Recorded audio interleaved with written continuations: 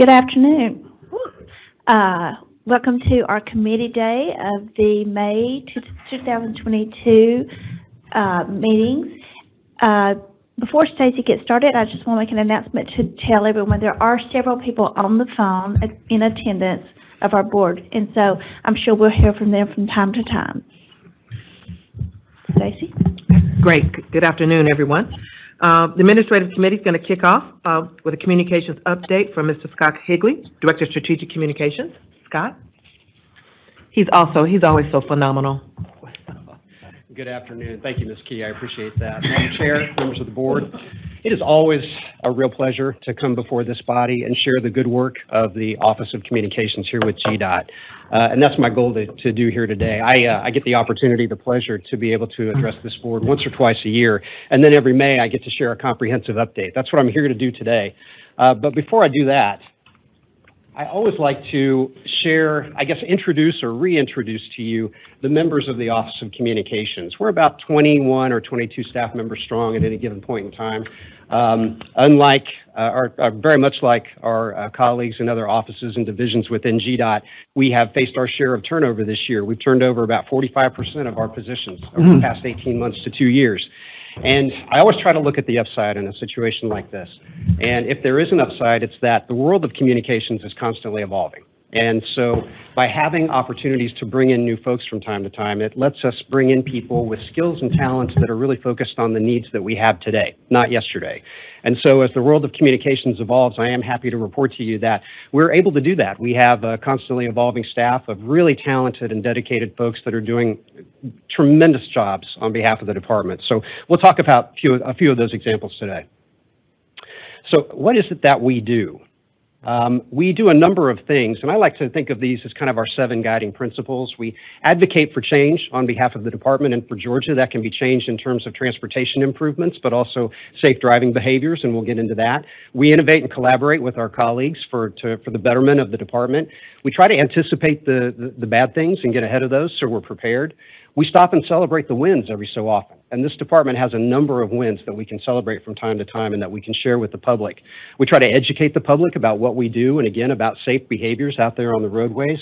And then at the end of the day, we stop to evaluate our progress. How are we doing as an Office of Communications? How are we doing as a department? And then strive to get better over time. So those 7 key principles are the ways that we continue to move forward.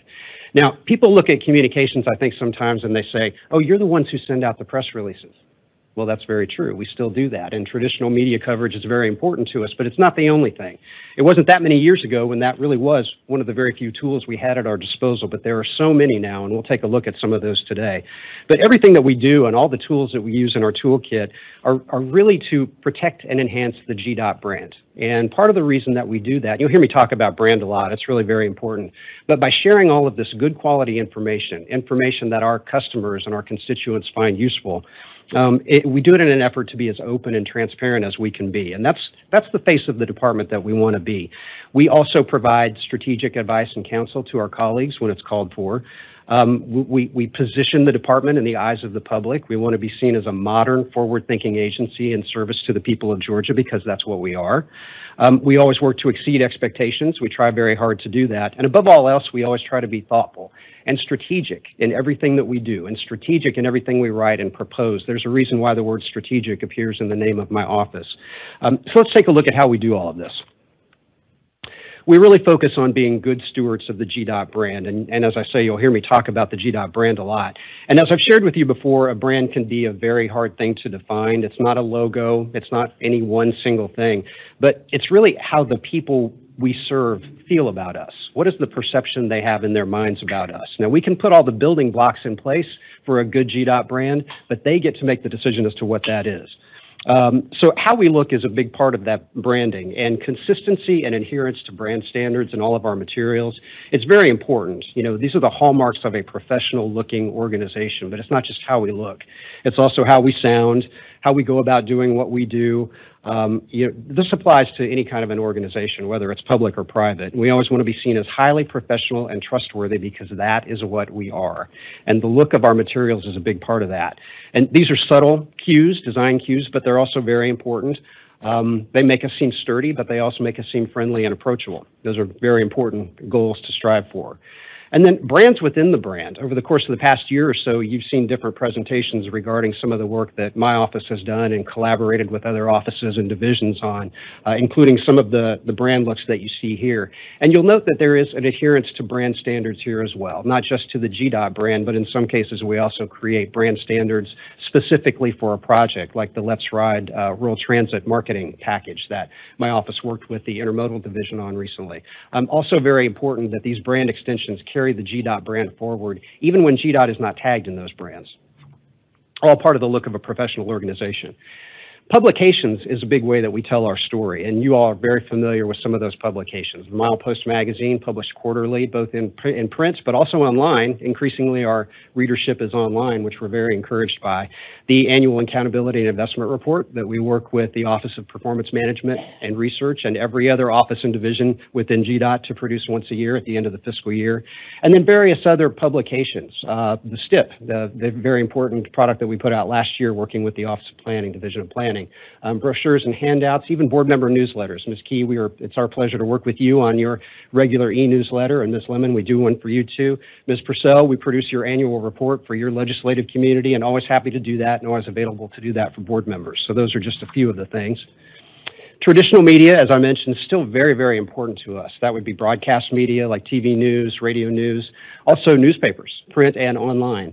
Very important to help us tell our story, and we work hard to build and maintain relationships with the reporter community. But increasingly, we have access to digital forms of media, and that's really, really important because these are ways in which GDOT can tell our story personally on our own behalf.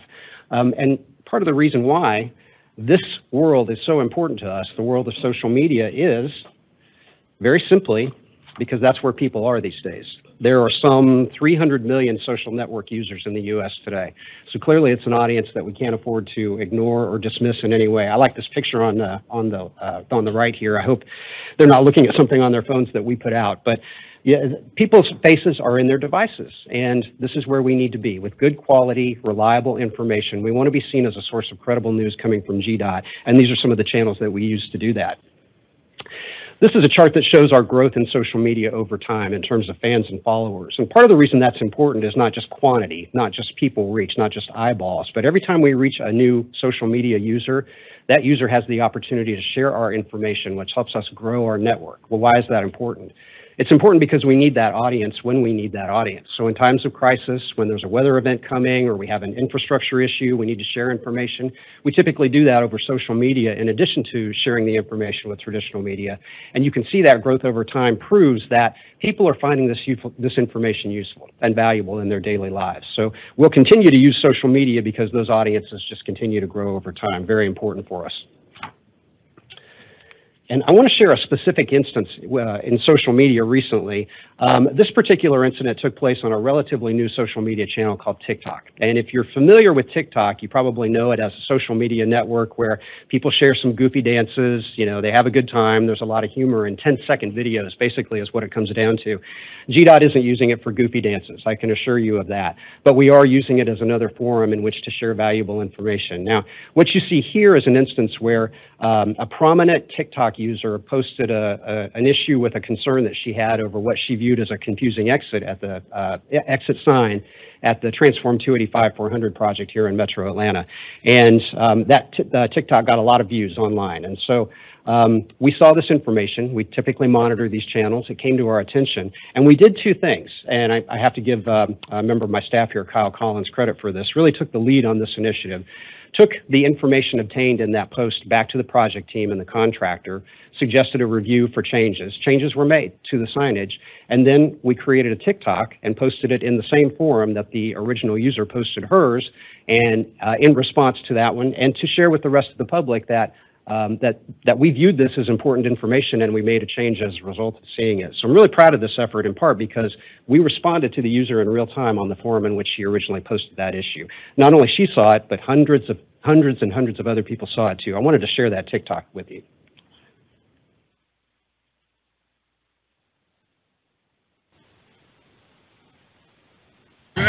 Westbound drivers hoping to go 400. Things should be much simpler now after the traffic shift this past weekend. As you can see, we heard the complaints about the signage. We got the sign out here that's going to better inform drivers what lanes they need to be in. If they want to go 400, if they want to go Roswell Road. So short, but very important. There's Kyle out on the side of 285 with his hard hat on, and he's telling the story in real time. Very important that we acknowledge and respond to these issues where we originally see them. So really proud of that effort, and thanks to Kyle for leading it. Strategic pitches and partnerships are a very important part of what we do. And by that, I mean we work really hard to partner with the news community, the reporter community, in order to, again, continue to tell the story that it's very important that we tell through these forums. And we have a lot of important relationships out there in the media all across the state. Our DCOs also maintain some very important relationships at the local level.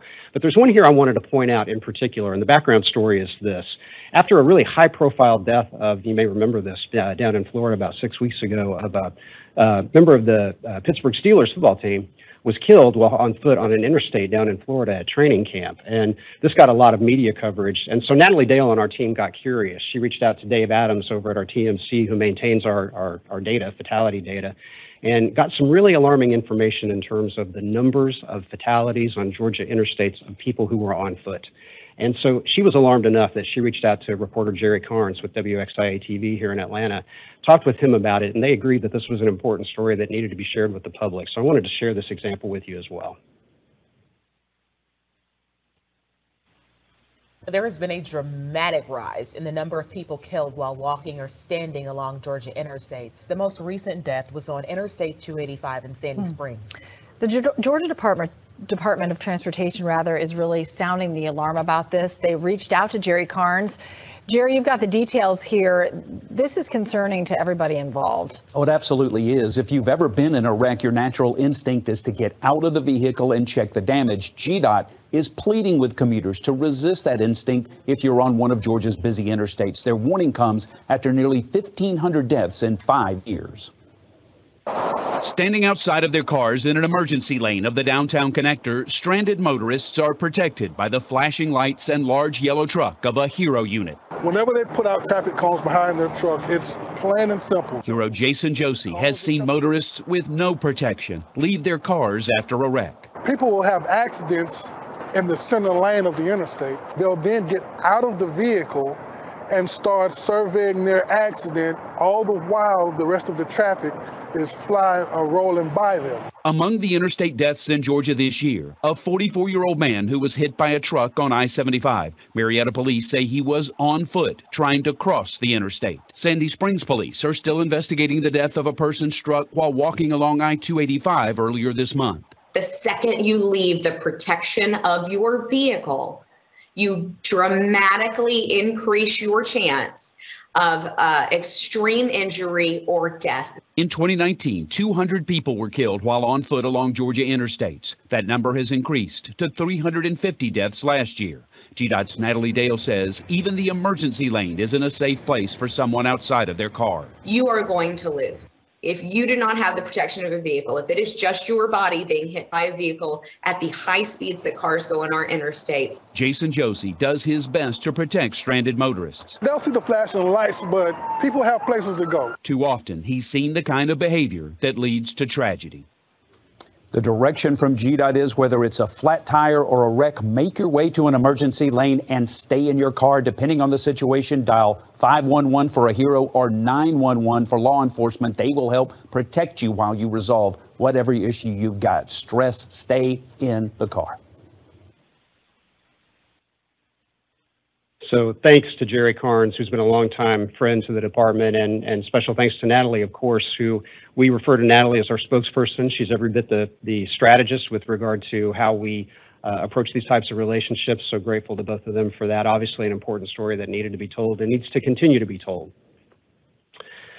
Moving on to next frontiers and where we need to be going in the future. It's been on the office's radar for quite some time that podcasting is growing in popularity, and it has grown remarkably just in the past 5 years. Now, for those who don't know, a podcast is basically a radio show. It's just not available, not broadcast on a radio network. They are available online, but all types of organizations, all types of individuals have podcasts now, and they've become very popular. It turns out that right now, 79% of Americans know about podcasts. 62% of Americans have listened to at least one podcast. And one thing that really jumps out at me, if you look at this graph on the left, is the broad age ranges that podcasts reach. While it appears to serve most all age ranges, at least half to slightly more than half are under the age of 34. And the reason why that's important is this is an audience that tends to shy away from traditional forms of media. They don't get their news from newspapers. They don't get their news from, they don't go to TV news. They don't listen to the radio. They get everything online on their phones. And one of the ways they do this is through podcasts. So we're excited that this may open up some opportunities for an audience that we may not be reaching in big numbers at the present time. And as that audience ages, of course, they become more and more of an audience we want to reach. So I am proud to unveil that this fall, GDOT will begin the production of a new podcast called Ahead of the Curve. We are looking at episodes that will be about 20 to 30 minutes in length. These will be conversations with transportation, innovators and influences here in the state of Georgia. Sometimes those will be our colleagues, maybe with some of you that will have those conversations. Other people outside the department who have an influence over our world. And we are going to strive to make this an entertaining enterprise for the listener and for the participants. In our research with other state DOT podcasts, we discovered that they unfortunately have a tendency to be rather dull. So understanding that we can learn as much from what not to do as what we want to do, we're going to approach this from the standpoint of having a good time while we're doing it. So I look forward to sharing more information with you in the future on that, but this clearly is too big for us to ignore. So we're excited about this new project. I wanted to touch briefly on virtual public involvement, which I know by this time you're well aware of. The Office of Communications here at GDOT has had a big hand working with our colleagues in the Office of Environmental Services and IT planning, more offices than I can mention here, to stand up this virtual public involvement platform. And it's amazing to me to look back to 2 years ago when we put up our very first virtual public involvement website with a virtual meeting room. That was, as you can see here, that very first site was for the State Route 400 express lanes. And you'll recall from previous information that's been shared with you that GDOT had really no virtual public involvement platform up until that time. We had taken some baby steps and made a little bit of progress, but then March 2020 hit and COVID came along. And in order to avoid losing momentum and delaying timelines on so many projects, we very quickly worked with our colleagues to stand up this platform. And I've lost track of the number at this point, but I think we're well in excess of 300, maybe 350 projects that all enjoy this new virtual presence online. This virtual meeting room shares all the information that individuals would pick up at an in-person meeting, allows them the opportunity to comment. And one of the reasons why I think this is so important, and I should note that this has received such favorable feedback from Federal Highway that honestly we didn't expect, but it's so nice to hear it. And they have held us up as one of the examples of states that are doing virtual right. So we're really, really happy about that. And the virtual meeting room simulates the look and feel of an in-person meeting room, and participants can get all the same information there. They can submit a comment. And I like this because to me, this should be the face of a very forward-thinking, very modern public agency in service to the people of Georgia. They should be able to do this sort of thing from the comfort of their living room. And we continue to morph back to a hybrid situation, but virtual is here to stay because it's a convenience that we can offer the people of Georgia, and they've responded very well to it. So excited to have played a role in that. Now, I want to segue to our efforts in the world of safety. And this is so top of mind right now, in part because just yesterday, USDOT and NHTSA released some new data on fatalities on the nation's roadways. And folks, it's just, the news is not good. And we have seen this trend now for the better part of 2 years. But we're at a 16-year high nationally in terms of fatalities on the roadways. And there are all kinds of reasons for this, but we believe that unsafe driving and unsafe walking behaviors are a big part of the puzzle. You'll recall that 3 years ago, we announced a new partnership with the Scholastic organization. And if you grew up like I did in grade school, getting the weekly reader, or you've got book fairs, and you got books from there that you took home and read that came from the Scholastic organization, these were the same folks. And they approached us and said, we have an idea for a classroom curriculum, and we would like to work with GDOT on it. Long story short, in short order, we were putting classroom teaching materials in front of educators and in front of students in grades 6, 7, and 8 across the state of Georgia related to our Drive Alert Arrive Alive program. And we picked that age range because this is just before people start thinking about getting behind the wheel of a car for the first time. And we wanted to be sure that they knew about safe driving behaviors and how to make those decisions at that critical age. And so we're 3 years down the road, and I wanted to share with you that there was some contesting that goes on. We have awarded many of the winning entries in some of those contests. Commissioner in his report in April shared with you some of the winners of the Scholastic poster contest. So GDOT's happy to contribute, send a plaque and some gift items to those students to recognize that fine work. And I wanted to share with you too. We polled the teachers who use these teaching materials, and I for the sake of time, I won't go through all of these, but you can see the data on your screen. Overwhelmingly popular among the teaching community in middle schools in the state of Georgia. So well received, and the comments and the compliments they provided us are just critically important with our decision making as it moves forward. The impact that the teachers say it's having on the students is just phenomenal. So while our relationship, unfortunately, with Scholastic has to come to an end, they have dissolved the part of their organization which actually does this, which creates classroom curriculum, and we were devastated when we learned that news not long ago. We are actually working with another organization that we believe can do a similar type of service for us, but actually even expand that potentially to grades K through 12 beyond just the middle school world. So we're excited about the prospect. Too early to share details, but really looking forward to continuing this classroom curriculum exercise into the future because we think it's so important. You're all very familiar with Drive Alert, Arrive Alive, and that's a campaign based on safe driving and safe practices behind the wheel as a passenger, as a pedestrian through the CNBC, an extension of that campaign that my office has orchestrated since 2015. Again, ever more critically important that we don't let up here because the numbers are not going in the right direction. So we'll continue with this campaign, a lot of the campaign materials you've seen with some frequency, and really pleased with the impact that we believe we've been able to have there. And most recently through the new partnership that the commissioner has talked about recently with the LETC 43 Foundation, which was founded by Mike Letzenkirchen. Our very first Safe Driving Summit, as the commissioner shared with you last month, was held back in March at the University of West Georgia. We think the impact that this boots on the ground partnership will have on young people, on high school students, will just be extraordinary, which is why we partnered with LETC under the Drive Alert, Arrive Alive banner in this world. But such an important part of what they do combines well with what we do, so we're excited about that. But as we talk about our safety programming, we recognize, referring back to the double-page spread in our accountability and investment report, that the department orchestrates so many safety programs and initiatives now. Each one is very important, but it's each is focused on one area. They're all interrelated, they all work together, but it became increasingly difficult to talk about what the department does for safety. We do Drive Alert, Arrive Alive, but wait, we also do See and Be Seen, but then there's teens in the driver's seat. So in order to better package and promote the department's overarching safety initiatives, we've come up with a concept that we are calling, and LETC 43 is the newest addition to this, but we're calling this Arrive Alive. And clearly that's an extension of Drive Alert, Arrive Alive, but what I like about this nomenclature isn't that the goal at the end of the day? Everybody wants to arrive alive after being out on the roadways or out on a bicycle, moving forward. And so we've settled on this nomenclature. And one of the things we didn't do well when we originally conceived of Drive Alert, Arrive Alive was connecting the department's name to it. So you see this here in this logo, Arrive Alive. Now this is not, and here's a color version of that logo, this is not a new program. Let me be clear about this. This is a new overarching platform under which, here's an illustration which will help describe this, under which all of our safety programming can better be packaged and promoted and put forth. So we're excited to be able to consolidate all of our safety efforts under one big umbrella, and we'll be sharing more information about Arrive Alive with you moving forward. We would not be the only state, by the way, to use this nomenclature, but I think that's fine. Ordinarily, we like to use proprietary things, but because it's everybody's goal, regardless of where you live, to arrive alive, we just think it makes sense to move forward in this direction. Been working with our safety team internally to develop this concept, and we're really excited about the prospects here. So wanted to share this with you today. Still brand new, but looking forward to sharing more information in the future. And then one important initiative that we have been focused on now for about a year and a half is our anti-littering campaign. It's called Keep It Clean, Georgia, and we've shared some information on this effort with you in the past.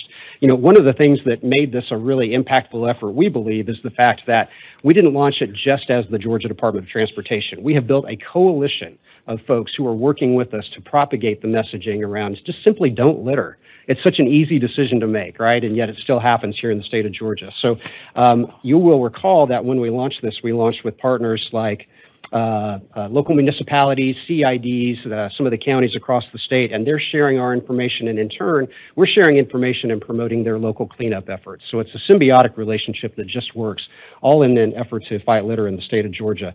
And just a reminder on some of the creative that we have developed, we wanted to really showcase the beauty of the state of Georgia and really inspire people to want to protect and preserve that beauty.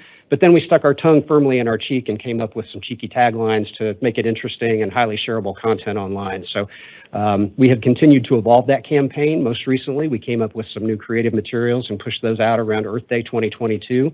We do this seasonally as well. When spring comes, we have new creative. When fall comes, we have new creative. We share this with our partners. They help us push it out. So the word is spreading. And it's spreading in part through social media, both from GDOT and with our partners. But one of the ways we're spreading this information in the campaign itself was shared with you a few months ago. The commissioner was able to share this with you and share some new creative. And it's the roadway signs that are produced by our partner, the Adopt a Highway Maintenance Corporation. And those are spreading now very quickly across the state. I pulled over to the side of the road and I called my boss, Brad Saxon, one day not too long ago, and I said, I'm so excited. I just saw the first Keep It Clean Georgia sign on Peachtree Industrial. And we're informed by the company that those signs are continuing to spread across the state. So what this does is it consolidates all of our efforts and it takes the message to the roadside where we at GDOT view it as the most important. And it's all under the same marketing banner of Keep It Clean Georgia. So it's having increasing impact. The momentum continues to grow, and I'm excited to share that with you. One way that it's growing is through strategic partnerships. You might recall that when we launched the campaign in October 2020, one of our key partners was the Department of Economic Development. And you're aware, I'm sure, that the Georgia Film Office operates under the auspices of Economic Development. And so as a part of that partnership, the film office works with local production crews that are filming in this hot spot of entertainment, filming and programming in the state of Georgia. And they worked with a production crew recently on a new Hulu series called The Girl from Plainville. The young man you see here on the right is a young actor named Colton Ryan, and he's a rising young star. But Colton actually produced his own PSA in support of Keep It Clean Georgia, and I wanted to share that with you now. There it is.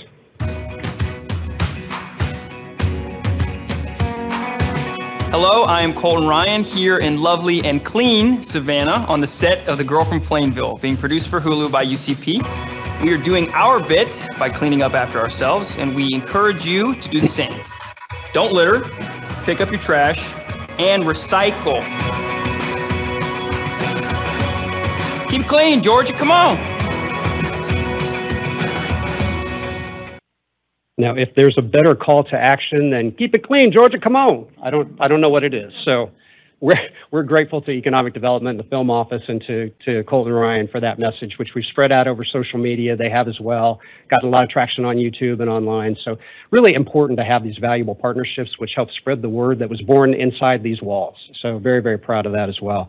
And then finally, another way that we're spreading the Keep It Clean Georgia brand is through another strategic partnership, very recent. I want to credit Katina Lear, the Assistant Director of Communications here in the department, for forging this relationship with the Sweetwater Camera Club, which is based in Douglasville.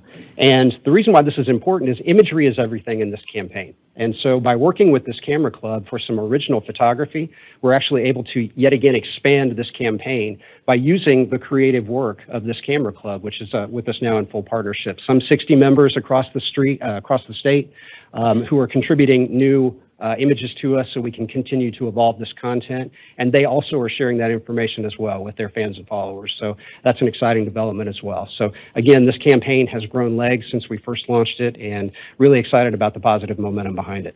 So that is all I have for you today. There's more, but I did not have time. So I'm happy to answer any questions that you might have for me.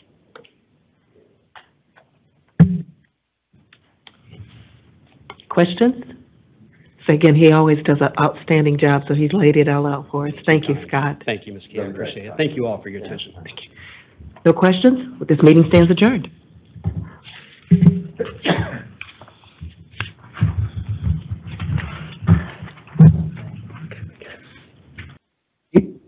From Albert Shelby. There we go. So I call this meeting to order, the Program Delivery Committee, and we will hear.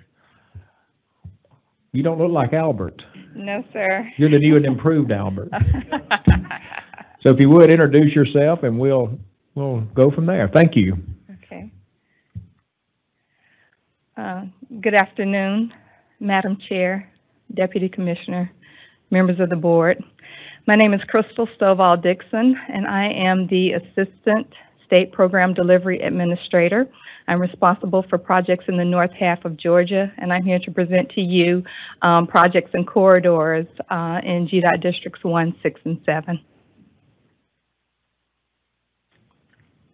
The first corridor we'll take a look at is the State Route 20 corridor, which extends from Cartersville in Bartow County to Cumming in Forsyth County. The corridor consists of 7 projects, and 2 of them are currently under construction. The projects alleviate congestion, improve east-west mobility, and reduce crash frequency. Completed project will provide either a 4 or 6 lane roadway, and the corridor is a little over 39 miles.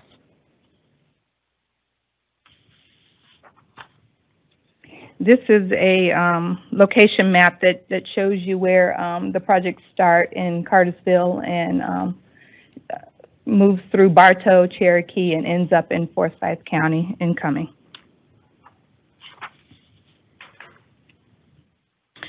The first segment of the corridor is a proposed project to widen State Route 20 to 6 lanes from I-75 in Bartow County to I-575 in Cherokee County, and it's approximately 19 miles.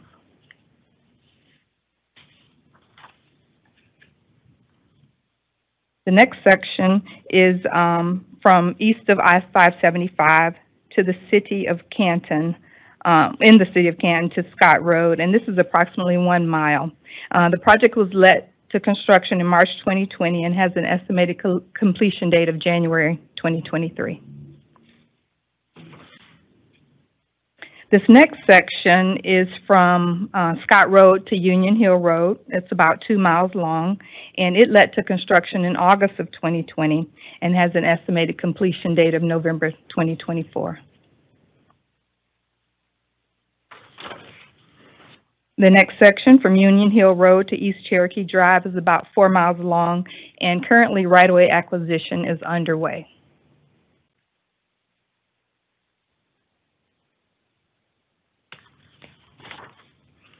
The next section is from East Cherokee Drive to State Route 369, and it's 2.1 miles.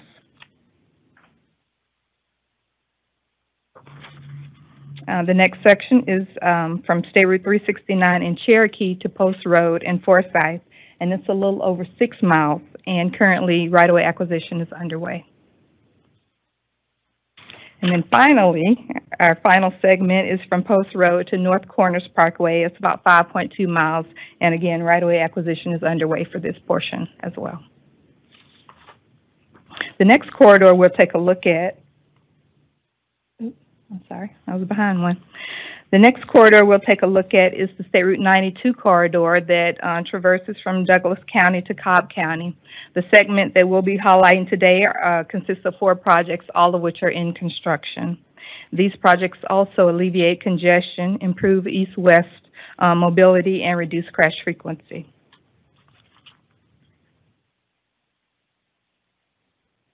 The corridor is about a little under 8 miles.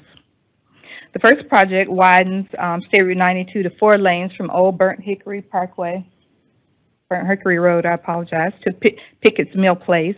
It's about 2.3 miles, and it was let just last March and has been awarded, but it does not have an estimated completion date yet.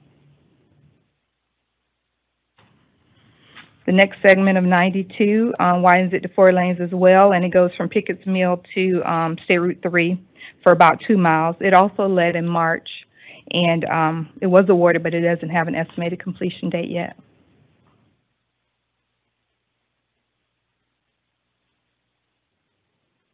This next project widens 92 from State Route 3 to Glade Road. It's about 3 miles long.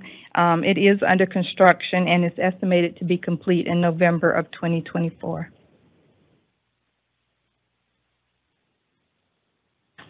And finally, we have a bridge replacement project over Proctor Creek and Lake Ackworth. It's about 0.57 miles. It's under construction and it's estimated to be complete in November of 2024 as well. Our next corridor is the State Route 5 corridor. It extends from Blue Ridge towards McCaysville and Fannin County to the Tennessee state line. It consists of 4 projects. One is currently under construction. It also alleviates congestion, improves north-south mobility, and reduces crash frequency. The completed project will provide 4 lanes of roadway, and it's about 10 miles long. The first segment is from State Route 5 in Fannin County, just north of State Route 2, and ending at Pineview Lane. And the project length is about 1.24 miles.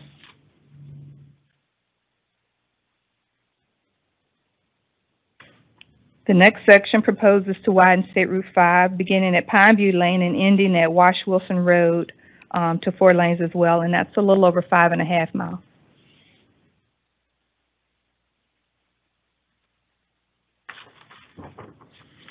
The next section begins at Wash Wilson Road and ends at Old Flowers Road, and it's about 1.5 miles. And this is the part that's under construction, and the estimated completion date is August of 2023.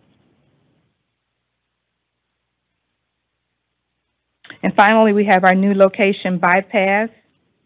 It's a 2-lane bypass from State Route 5 north near County Road 18, just south of McCaysville, and it goes northward to the Tennessee state line. It's about 0.34 miles long, and it's still in preliminary design.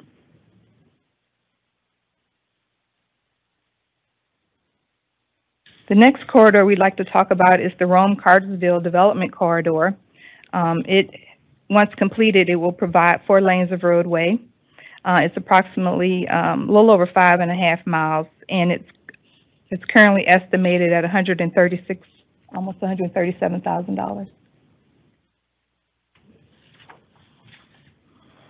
The project will provide a connection between US 411 and I-75 in Bartow that will reduce traffic through and along the State Route 140 and State Route 20 corridors. And it's designed to accommodate current and future demand due to increasing population as well as employment growth in Bartow and Floyd counties.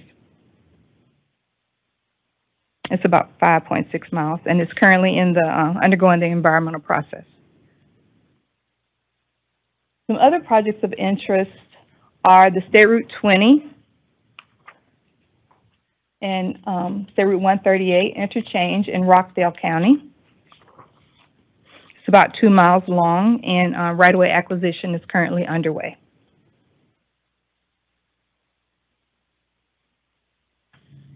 Next is the State Route 9 widening from 2 to 4 lanes from Winwood Parkway to Forsyth County line. It goes about 3 miles, and we're currently acquiring right-of-way on this project as well.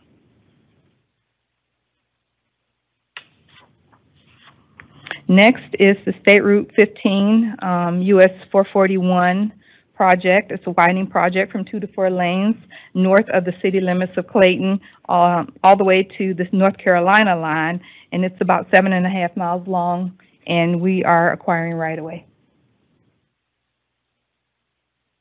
And finally, we have the widening of State Route 371 from 2 to 4 lanes from State Route 9 to Kelly Mill Road, and this is entirely in Forsyth County, and it's a little over 3.5 miles, and we are acquiring right-of-way on this project as well. Are there any questions about the projects in the north half of Georgia? Thank you for the opportunity. Thank you.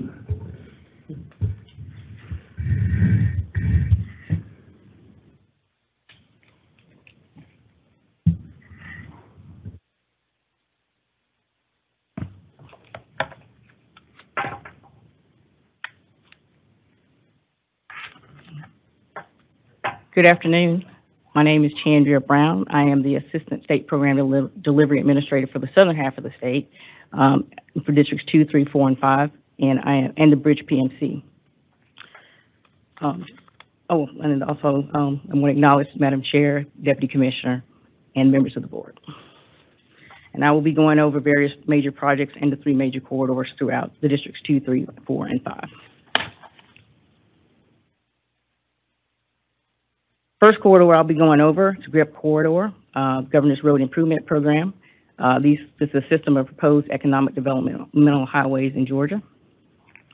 This corridor actually runs from Valdosta to Albany, Georgia.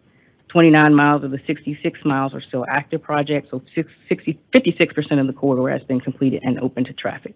And I'll be highlighting 4 of the 5 projects that are currently still active. And this is a sketch of the corridor for State Route 133, running from Valdosta to Albany.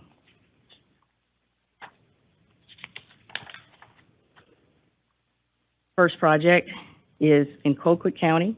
This project is the widening of State Route 133 from south of State Route 35, US 319 to Mike Horn Road for 8.3 miles. It's in Colquitt County. This project led to construction in November of 2020 with a completion date of April of 2024. This project is in GDOT District 3, Congressional District 8. Next project along State Route 133 widening is north of the Colquitt County line to north of State Route 112 for a distance of 7.55 miles. It's in Worth County. It's in GDOT District 4. Right-of-way acquisitions are currently underway, and it has a proposed let date of November of 2022.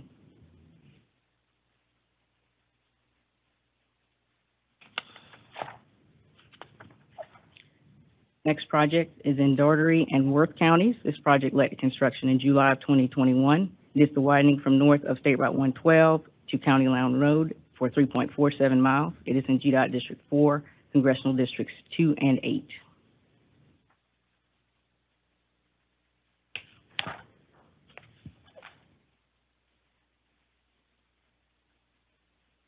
Next project in Daugherty County is the widening north of County Line Road to north of County Road 540 and Holly Drive. It's for a distance of 8.11 miles. This project led in October of 21 with anticipated completion date of August of 2024. This is GDOT District 4, Congressional District 2.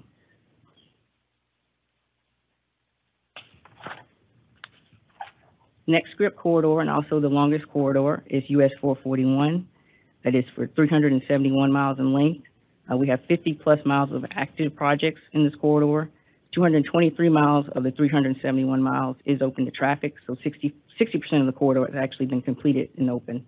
And I'll highlight 6 projects here, 3 projects that have let, 1 that's waiting on construction funding, and 2 that are in pre-construction.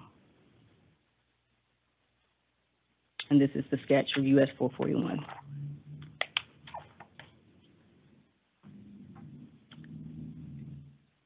First project is the widening of 441 from State Route 46 to south of State Route 117 in Lawrence County. It has a management right-of-way date of April of 2023 and a let date of July of 2025. This is in GDOT District 2, Congressional District 12. It's 12.5 miles in length.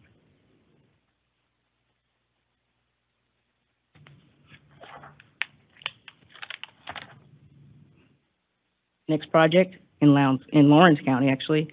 This project's final plans have been completed as of November 2020. It's the widening of US 441 from south of State Route 117 to I-16 for 4.8 miles. This project is currently waiting on construction funding. It is in GDOT District 2, Congressional District 12.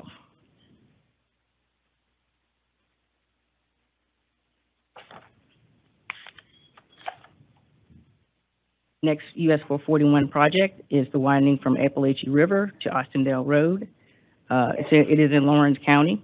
Project is approximate length of 6.4 miles. Right-of-way authorization is scheduled for this summer, July 2022. Project is slated to let October of 2024. It is 6.4 miles in length. GDOT District 1, Congressional District 10.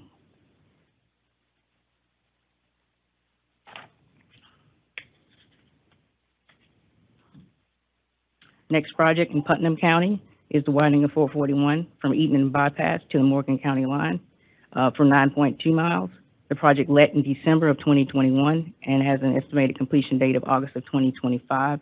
This is in GDOT District 2, Congressional District 10.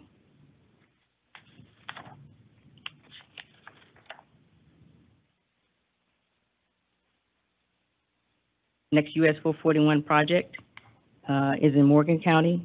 It's the widening from the Putnam County line to Pierce Dairy Road. This project let in December of 2020 and has an estimated completion date of March of 2024.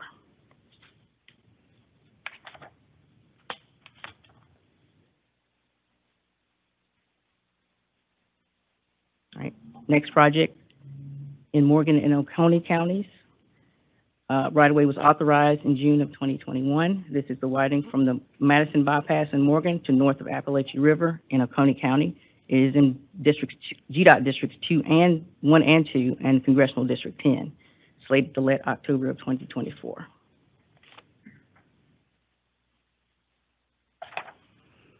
All right, our next corridor is US 1. It's also a GRIP corridor. It runs from Habersham County in the north to Folkestone at the Florida state line.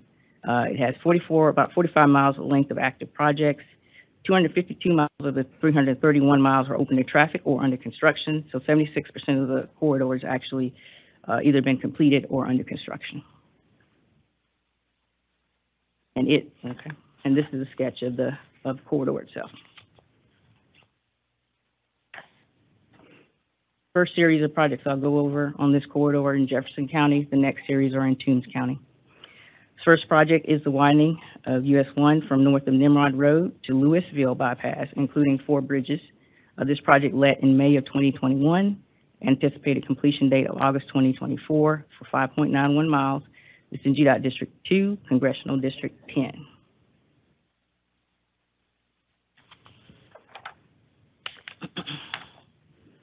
Next project in this series, Jefferson County, is the widening from north of Nimrod Road to Clark's Mill Road. This project let in September of 2019 and is slated to be completed this fall. It's in GDOT District 2, Congressional District 10.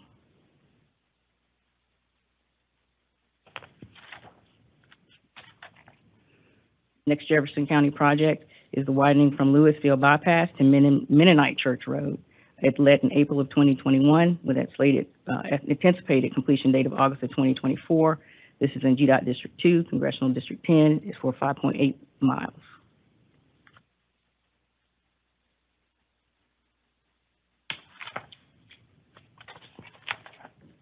And the final project in Jefferson County is the widening of US 1 from Mennonite Church Road to State Route 540, including the bridge replacement at Big Creek for 6.5 miles. This project let in May of 2021, slated for completion May of 2024. This is GDOT District 2, Congressional District 10.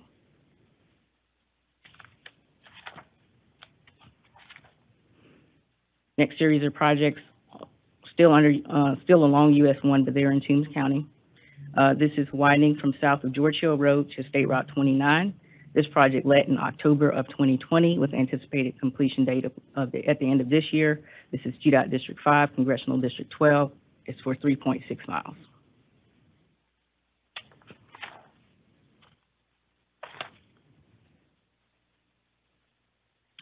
All right. Next project in Toombs County. This is the widening of US 1 from State Route 29 to Green Oak Road. This project let June of 2020 with an anticipated completion date of February of 2023. This project is GDOT District 5, Congressional District 12, for a length of 3.6 miles.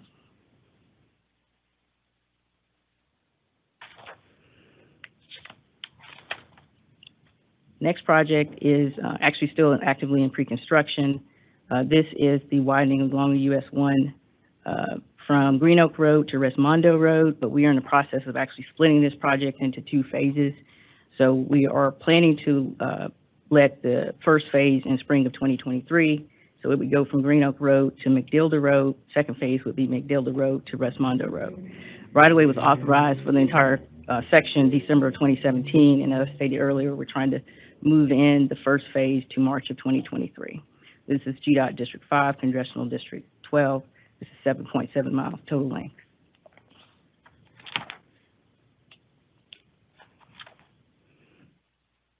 And then the final project along US 1 is in Appling and Toombs counties. This is the widening of US 1 south of State Route 140.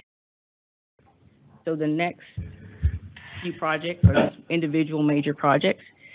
The first project is the widening of State Route 42 from 2 to 4 lanes from south of State Route 138 in Henry County to I-675 in Clayton County. It's a length of 2.6 miles. Right-of-way was authorized in February of 2018, and we are planning to let this in the spring of 2023. This project is in District 3 and 7, Congressional Districts 5 and 13.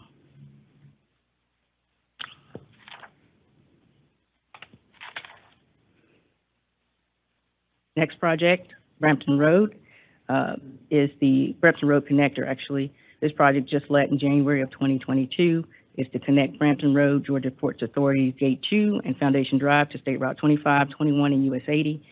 This project will provide direct access to the interstate system for the heavy commercial truck traffic related to the intermodal terminal transfers and will improve the efficiency of the transfer of goods between the port, rail, and interstate highway systems. Its anticipated construction completion is March of 2026. Again, this is GDOT District 5, Congressional District 1.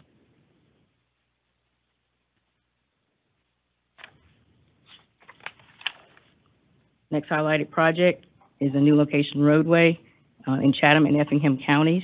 This project proposes a new 2-lane roadway to provide access to undeveloped land and also help sustain industrial and commercial development in the area. It will begin at State Route 30, approximately 1.5 miles west of State Route 21, and terminate at Blue Jay Road. This project let in May of 2021 with anticipated completion of April of 2025. This is in GDOT District 5, Congressional District 1.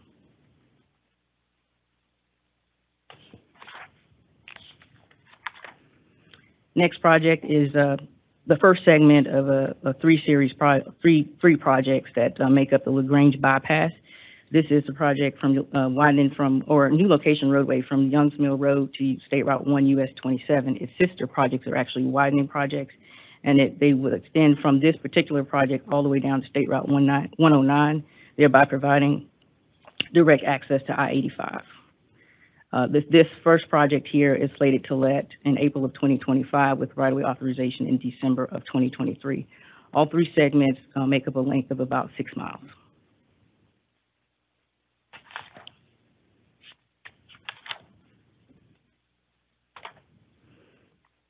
Next three projects are the interchanges, Phase 2 interchanges, interchange reconstructions in District 4, GDOT District 4, Congressional District 8. This is interchange reconstruction at I-75 and Lake Park Belleville Road, exit number 2. This project let in February of 2020 with an anticipated completion of fall of 2022. Next project also let is the interchange reconstruction at I-75 and State Route 31, exit number 11. It let in October of 2021, anticipated completion November of 2024. This is GDOT District 4, Congressional District 8.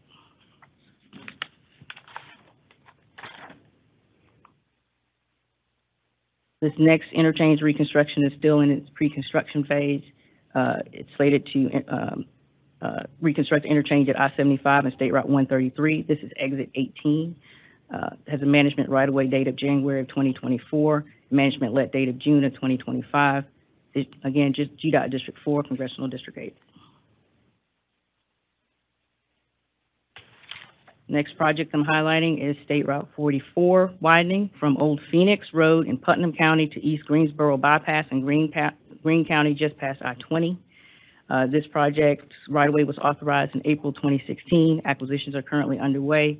It's slated to let April of 2024. Again, this is GDOT District 2, Congressional District 10. It is 10.5 miles long. And last but not least is the I-16, I-75 interchange phases 1 through 6. The first phases have been let and slated for construction completion in January of 2025. Phase 6 is still in its pre-construction phase and slated to let in June of 2025. So this is the end of my presentation for major projects in Districts 2, 3, 4, and 5. Do you have any questions for me? Yes, sir. There are a lot of projects on US 1. Is there any long-term completion date that US 1 will be flowing through the state? I think as the projects are programmed and funding years are provided. Be completed within 5 to 6 years. Yes, they will. They're all, most of them are under construction. That's correct. So like she said, it's like 70-something% complete on the corridor, completing from the time they're there. So the rest of those still have to be designed and funded and queued up. So we're still a ways away from completing that corridor. They're in long range. Any other questions? Was that all of your presentation? Yes, sir. Okay. Is there any other to follow? Well, if there's no other questions and no more information, thank you for all of that. That's a lot of information. We appreciate the update. Thank you for the opportunity. So with nothing further to do, this meeting is adjourned.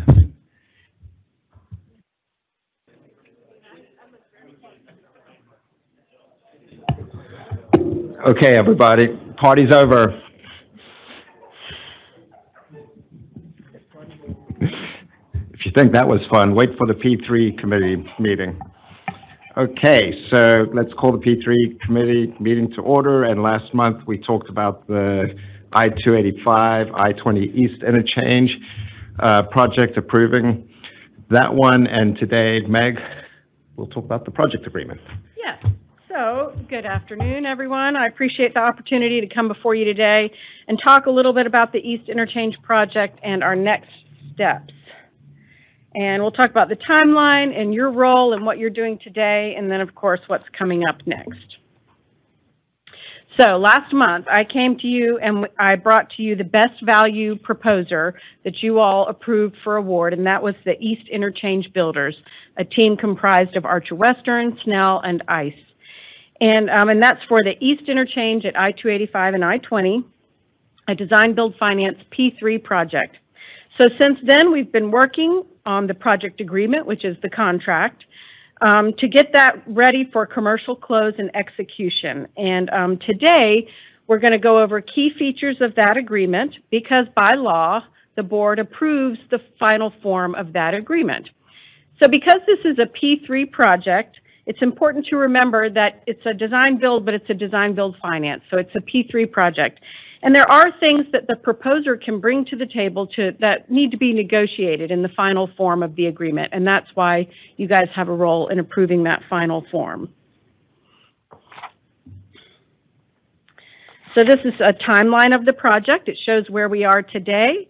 That construction will begin in mid-2023 and is anticipated to be complete in late 26. So we've made available to you the entirety of the project agreement, which I know is a lot. And so that's why I'm going to walk through you some of the items today because it's a lot to take in. It's a very large agreement. There's also a hard copy up in the board suite if you want to look at it in paper form instead of the email that you already received. But just as a reminder, CERTA and the East Interchange Builders will enter into the main project agreement. GDOT and CERTA will enter into an intergovernmental agreement. We function as the project manager for CERTA. And GDOT and CERTA will enter into annually renewable MOUs that will allow us to pay for the project. The developer, East Interchange Builders, is responsible for design, build, turnover, and their work is warranted for 2 years. And they do this through the DBF model. Construction will be complete by late 26, and they are solely responsible for the financing of the project. They are responsible for construction and maintenance throughout construction. They will perform quality control and quality assurance through an independent design quality firm and construction. And they will also be responsible for management of traffic during the construction period. Notably, this project agreement represents our progress towards additional risk sharing in P3 projects. So while neither party can directly assume uncapped risks, there are some risks that can be shared and that we can use to limit or offset the exposure of the contractor to help us get a reasonable bid. So the bulleted items you see here can increase payments to the developer if there are unknown geotechnical conditions, up to $20 million. For materials escalation for certain materials that we've noted in the contract, up to $20 million. And as well as force majeure, which would be something like, say, a global pandemic, up to $10 million. The contract also allows us to enforce certain requirements on the contractor. Unpermitted lane closures would have pay deductions, as well as failure to comply with all the provisions of the contract and liquidated damages for failure to complete certain milestones. Other items that we've highlighted here are latent defects.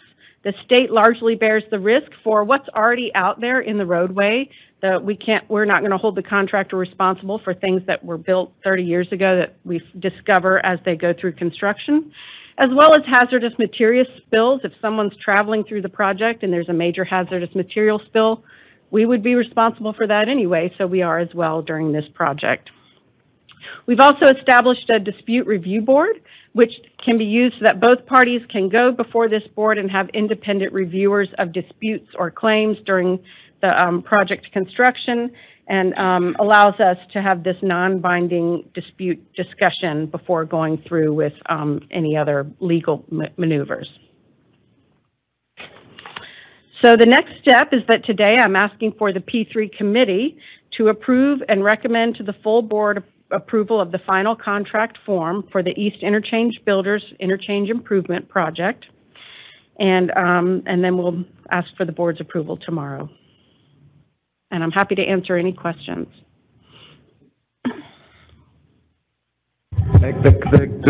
The liquidated damages for delay, I found Exhibit 18. It was hard to find it, like page 1,000 and something.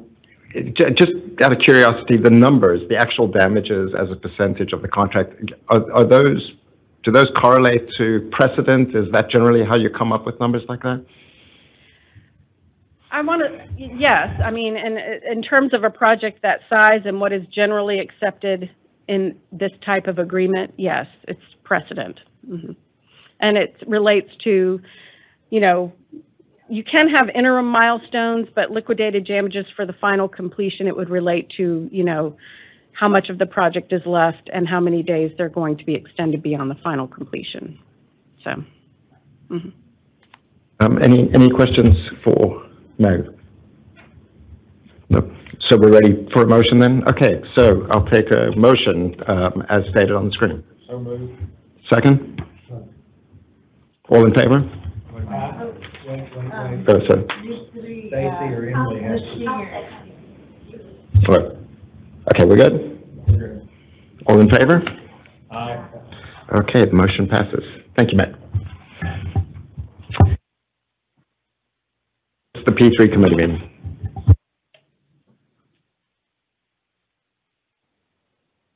Hey, Kevin, I meant to mark correct.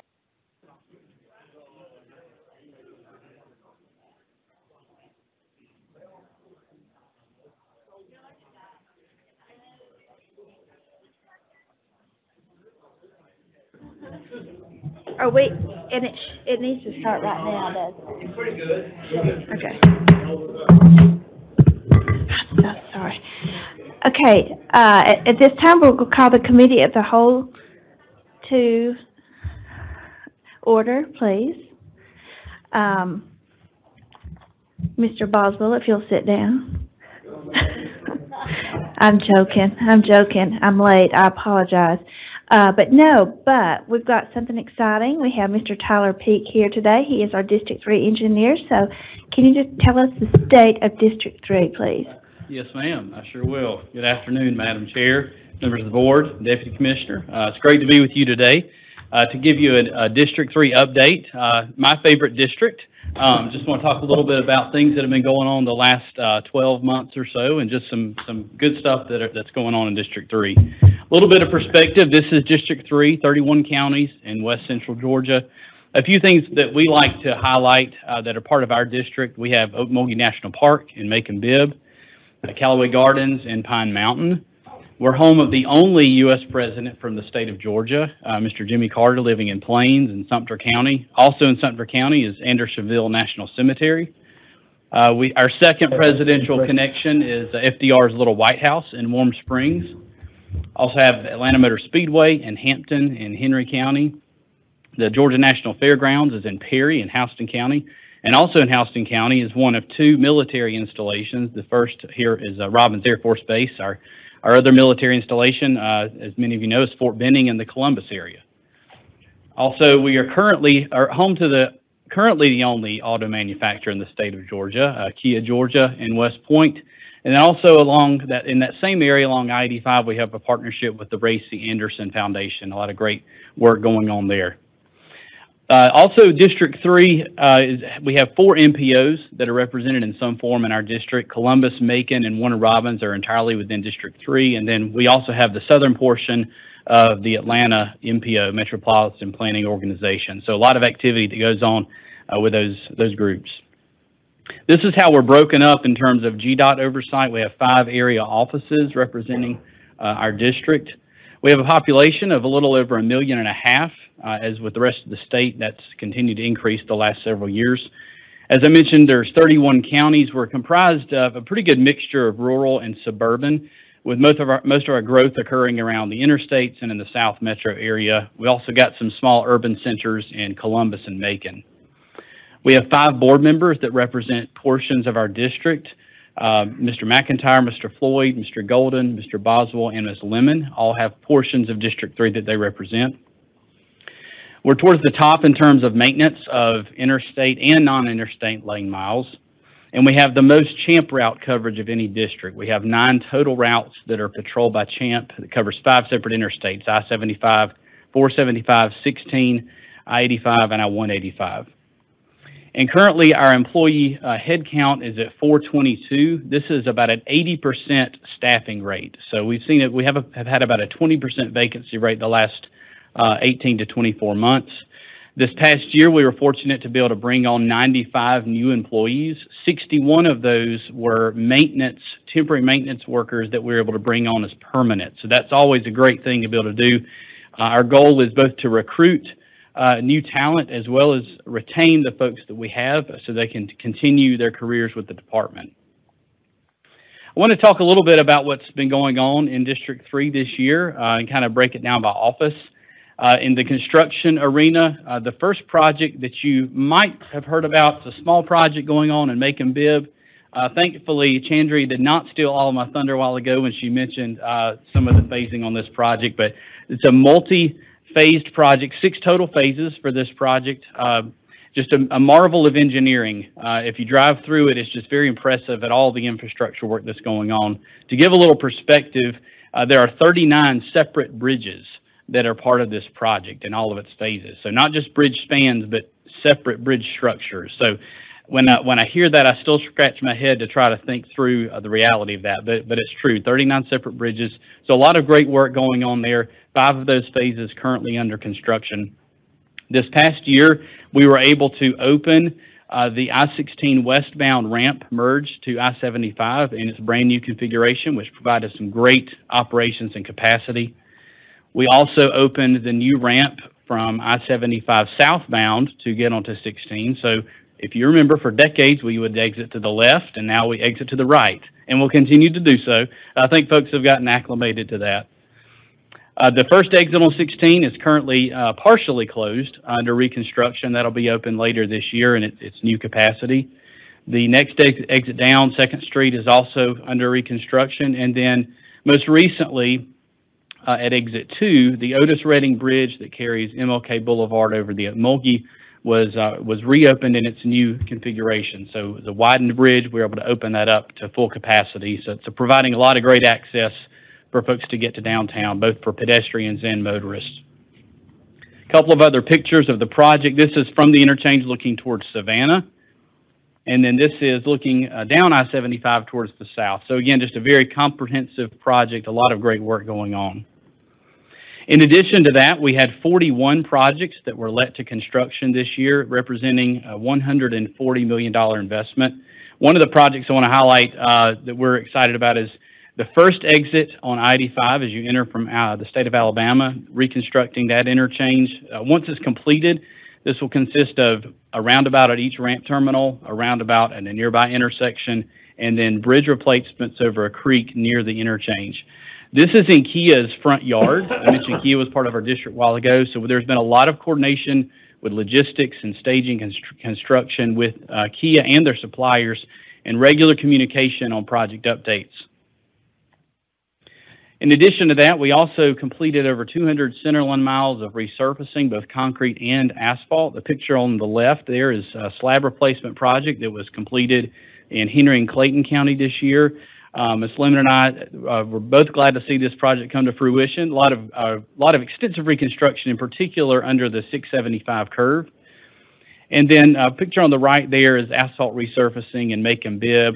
This represents a traditional resurfacing project, but we were able to incorporate some striping and operation improvements along with coordination with the local government. Some other project types that we were able to complete this year. This is a bridge replacement in one of our rural counties. It's a project where the road was closed and was reopened ahead of schedule. Intersection improvement with a multi-lane roundabout here in Fayette County. This is a pedestrian project that we did with quick response in the Warner Robins area. And then lastly, a corridor enhancement. This was extension and widening of the one-way pairs in McDonough on the west side, which provided a lot of great capacity and operational benefit. So in summary, we replaced 5 bridges. We saw 2 corridors that were either widened or improved or enhanced. We were able to improve 21 separate intersections, most of those through the quick response program. And then we had 3 pedestrian facilities, standalone facilities, not part of any other project, but pedestrian-specific facilities that were added to the system. Shifting over to maintenance, we've been very aggressive in the use of ITV funds to capitalize on those resources. This represents some pavement preservation in crack sealing that was done in make and bib. Here is a slab replacement project that was done in downtown McDonough on State Route 42 southbound. And then this picture shows some of the vegetation management projects we've been able to complete on the interstate. This was in Coweta County on I-85. I want to segue a little bit to the TIA and T-SPLOST arena. About a third of District 3's counties are part of the River Valley TIA region, which means that they have the 1% sales tax that goes towards transportation that's region-wide. They actually have that on the ballot for next week to extend that or not extend it for another 10 years. So another round of potential projects there. This is one of those projects that is currently under construction. It's 185 at Buena Vista Road. This will convert this interchange to a diverging diamond interchange in Columbus. And then here's a passing lanes project that was completed in Harris County. I want to draw your attention to the map here. The red outline is our district. Those counties in green are the ones that are part of the River Valley TIA region, as I mentioned earlier. The counties in blue have single county T-SPLOST. So instead of a region-wide, it's a single county T-SPLOST. And those with the yellow dot on the county, those represent counties that passed that last November. So they're just coming online, just starting collections. What this means for our district is 19 out of 31 of our counties have either a single county T-SPLOST or are part of a TIA region. So that's a real benefit for those local governments to have that additional transportation funding that they can utilize. In the same arena and same vein of conversation as far as local partnerships, we've got some really great partnerships with local governments in our district. Some recent projects we've been able to complete. This is the locals have been able to complete. This is a intersection improvement in Coweta County that was done by permit. It was a SPLOST-funded project. Here's a urban widening project in the Houston County area in Perry that is a partnership between the department and the county that we have done by permit as well. And then lastly, an intersection improvement in Henry County where the department did a short-term improvement and the county is coming behind with a SPLOST-funded intersection improvement for a roundabout. So these are just 3 examples of some great partnership we are able to benefit from with local government partners throughout the district. Speaking of partnerships, I mentioned earlier we have a partnership with the Ray C. Anderson Foundation in Troup County on the first 18 miles of I-85.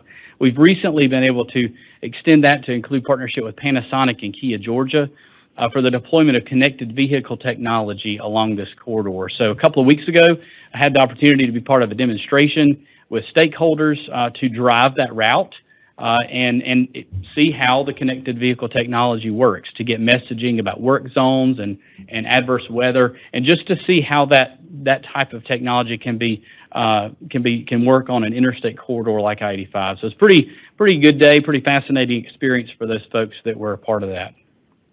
I want to go behind the scenes a little bit with our respective offices in the construction and pre-construction arena. Between field plan reviews and concept reviews, we've seen about 100 of those over the last year. These are GDOT projects that are part of our work program, and these are milestone review points. Our district has acquired almost 200 separate parcels during right-of-way acquisitions, and we have 62 active construction projects that represents close to $500 million. In maintenance, in ITB funds, we spent close to $16 million. As you can see, over half of that is in pavement preservation. And also in maintenance, we're often called upon to participate in emergency operations.